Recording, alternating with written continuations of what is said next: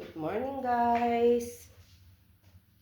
For today's video guys, ayan kagagaling natin sa lagon. Magmamadali naman tayong magwalis muna kasi katapos nito maliligo na ako and then aakyat na tayo sa taas ng 7:30 ang start ng duty ko guys. Ganito ang buhay ko araw-araw guys. Nagmamadali. Kaya halika kayo, samahan nyo ako guys. Walis-walis lang ako guys kasi nandiyan kasi yung friend ng amo ko, baka biglang pababa naman siya guys. Kita niya makalat ang bahay, nakakahiya, diba? Yan guys, takes time din guys kasi ang linilinis ko 3 liter box guys. 3 yan sila. Nilinisin ko yan araw-araw and then yung mga kalat kasi nila guys, kaya kailangan talagang malinis yan. Maintain talaga siya guys para hindi mabaho. And ganito araw-araw ang naging buhay ko guys. And dito ako guys, nag-survive dahil nag-stay ako dito ng 3 times a year. February, December, saka summer guys. At dito talaga ako nag-survive. Sila ang nakatulong sa akin. Nung namatay ang asawa ko, namatay ang nanay at anak ko. Tsaka sa pag-aaral ng anak ko ngayon guys, napakalaking tulong sila guys. Talaga, promise. Napakabuti ng puso ng mga tao na ito. Alam nyo guys, nag-start lang ako sa kanila noon ng linis lang once a week. Hanggang ngayon once a week pa rin naman. And then ang alaga ko lang noon guys is si Tuti.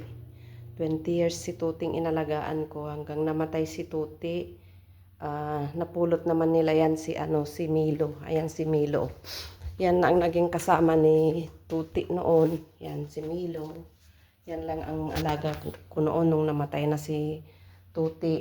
Hanggang yung mga iba na guys, pinulot na nila yan sa kalye. Hanggang dumami na sila, naging 4 na 5 na sila guys. Tapos yun sila na ang inaalagaan ko tuwing aalis sila magbakasyon. Hanggang lumaki yung binibigay nila sa akin guys. Kaya nasasabi ko talaga na survive talaga ako sa pag-aaral ng anak ko. Na pag nagigipit talaga ako guys. Kasi ang pagbigay ni madam ng salary ko is yung twice a week ko, binibigay na niya ng 1 time. Kaya tuwing may kailangan yung anak ko na i-provide ko guys kasi nga binibigay kaagad ang sweldo ko. Hindi siya nagbibigay ng monthly.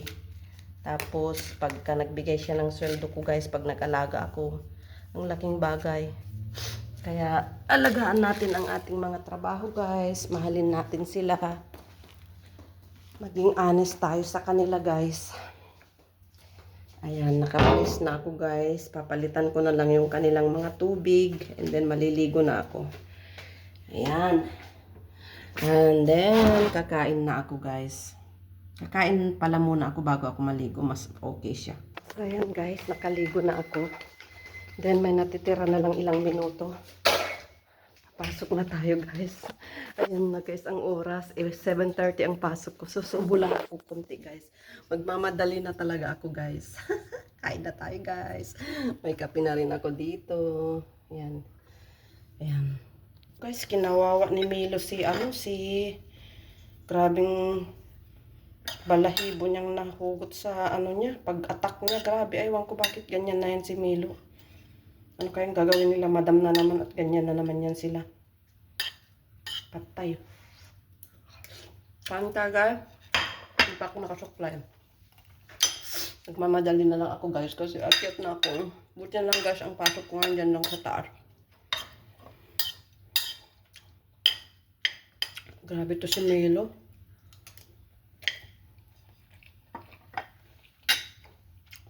Kaya guys si Olive, wala na, nakakulong na lang lagi sa kwarto dahil dyan kay Milo. Ngayon na naman, ganyan na naman ginagawa niya kay kay Minwit.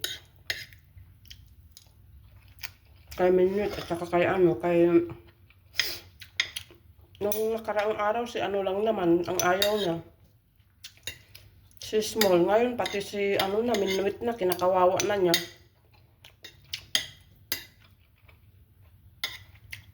Patay tayo dyan.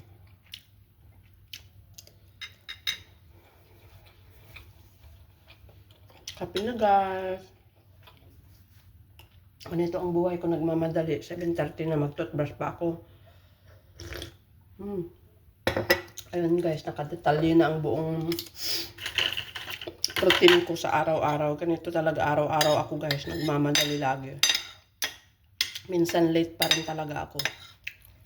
Kasi guys, natatakot ako na malate umuwi dito kasi minsan tumatawag si madam. Buti na lang natataon na nandito na ako. Kasi ang oras ng kainan ng mga pusa is 1 o'clock, ay 4 o'clock. Minsan 5:30 na, wala pa ako sa bahay. Pero alam naman nila na may trabaho naman ako.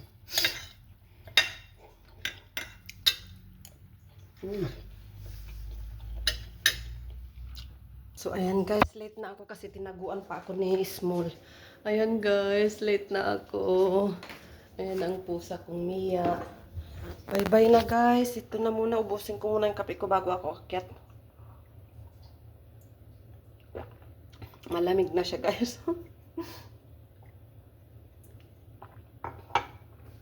Mababaliw talaga ako dito guys kasi kanina lang nandyan lang si Small. Tapos lahat na ng sulok ng bahay nahanap ko na siya guys. Ay naku Diyos ko, nakapasok pala siya doon sa kubita guys. Kaya kahit mabali, hindi ko naman expect na nakapasok siya doon kasi nga ewan ko kung bakit siya nakapunta doon. Nakasarado naman. Pag tignan ko doon, nandun pala siya guys. Nag-alala na ako. Yan, tuloy late na ako guys. Ayan, thank you for watching guys. See you on my next vlog. Blessed Tuesday morning to all of us. Keep safe everybody. Bye. Love you all.